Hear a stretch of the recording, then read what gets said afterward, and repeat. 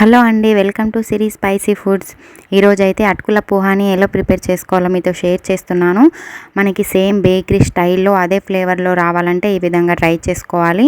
తప్పకుండా అదే ఫ్లేవర్లో కుదురుతుందండి. తప్పకుండా ఇలా ట్రై చేయండి. ఇప్పుడైతే ఎలా ప్రిపేర్ చేసుకోవాలో చూసుకుందాము. ముందుకైతే ఒక ప్యాన్ అయితే పెట్టేసుకోవాలన్నమాట. అది చాలా వేడిగా ఉన్నప్పుడైతే మనం ఈ అటుకులను అయితే ఇందులో పోసేసుకొని బాగా వేయించుకోవాలి లో ఫ్లేమ్లో. మనం దొడ్డ అటుకులు అంటాం కదా, అవి తీసుకోవాలి. మనకి పల్చని అటుకులతో కూడా ఇలా ప్రిపేర్ చేసుకున్నా కూడా చాలా బాగుంటుంది. అలా కూడా ప్రిపేర్ చేసుకోవచ్చు. కానీ మనకి బేకరీ స్టైల్లో కావాలి అని అనుకుంటే మనం ఇలా దొడ్డ అటుకులను తీసుకొని ఇప్పుడైతే చేసుకుంటున్నాము. చూడండి, ఇది లో ఫ్లేమ్లో అయితే మనం బాగా ఫ్రై చేసుకోవాలి, వీటిని వేయించుకోవాలి. లైట్గా మనకి కలర్ చేంజ్ అయిపోయి క్రిస్పీగా అవుతాయి అన్నమాట. ఇంకా పక్కకు తీసుకొని అయితే ఇంకా అదే ప్యాన్లో ఒక 3 టేబుల్ స్పూన్ల ఆయిల్ వేస్తున్నాను. ఇంకా అందులోకి పల్లీలను తీసుకుంటున్నాను. ఇది మీకు ఎంత పల్లీలు తినాలనిపిస్తే అంత తీసుకోవచ్చండి. మనకి ఎక్కువ తినేవాళ్ళు ఉంటే ఎక్కువ తీసుకోవాలి, లేదంటే కొన్ని తీసుకున్నా సరిపోతుంది. చూడండి, నేనైతే ఎక్కువే తీసుకున్నాను. మనకి ఇందులో ఈ పోహాలో పల్లీల ఫ్లేవర్ చాలా బాగుంటుంది. ఇంకొక 3 పచ్చిమిర్చి అయితే ఇలా కట్ చేసేసుకొని వేసుకుంటున్నాను. ఇంకా కరివేపాకు వేసుకోవాలి. ఇందులో కరివేపాకు అయితే ఎక్కువగా ఉండాలి. మనకి ఇందులో కరివేపాకు ఫ్లేవర్ కూడా చాలా బాగుంటుంది.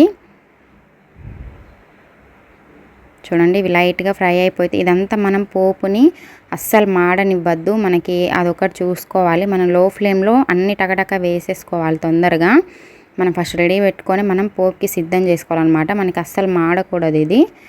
సో ఇప్పుడైతే ఇంకా పసుపు వేసేస్తున్నాను. ఒక 1 టేబుల్ స్పూన్ పసుపు వేసేసుకొని ఇంకా బాగా కలిపేసుకొని, ఇంకా పసుపు వేసిన తర్వాత తొందరగా మాడుతుంది కాబట్టి మనం ఇంకా తొందరగానే వెంటనే ఈ అటుకులను కూడా వేసేసుకొని కలుపుకోవాలి.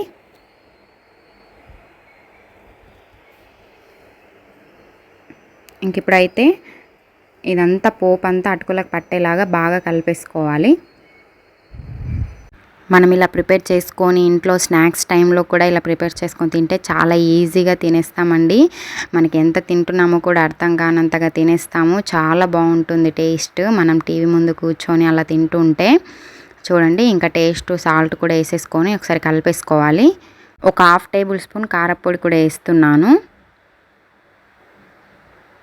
ఇంక ఇదంతా ఒకసారి కలిపేసుకుందాము. మనం ఇంకా కారపొడి వేసుకున్న తర్వాత ఒక 10 సెకండ్స్ తర్వాత మనం స్టవ్ అయితే ఆఫ్ చేసేసుకొని మొత్తం ఒకసారి కలిపేసుకొని మనం వెంటనే వేరే బౌల్లోకి సర్వ్ చేసేసుకోవాలి. మనం ఈ వేడిలో ఈ ప్యాన్లో ఉంచకూడదు అనమాట. ఎందుకంటే మనకి ఇదంతా వేడికి మెత్తబడతాయి. సో మనం వేరే ప్యాన్లోకి సర్వ్ చేసేసుకొని మనం ఇంకా 2-3 రోజులు కూడా తినేయొచ్చండి. మనకి ఇంకా అప్పటికప్పుడు చేసుకొని తినాలనుకుంటే అప్పటికప్పుడు తినేయొచ్చు. ఇంకా వేరే ప్యాన్లోకి సర్వ్ చేసుకొని తినేయాలి. అప్పుడే మనకి కరకరలాడుతాయి అన్నమాట. మీరు కూడా తప్పకుండా ట్రై చేయండి. నచ్చితే సబ్స్క్రైబ్ చేసుకోండి. Thank you for watching.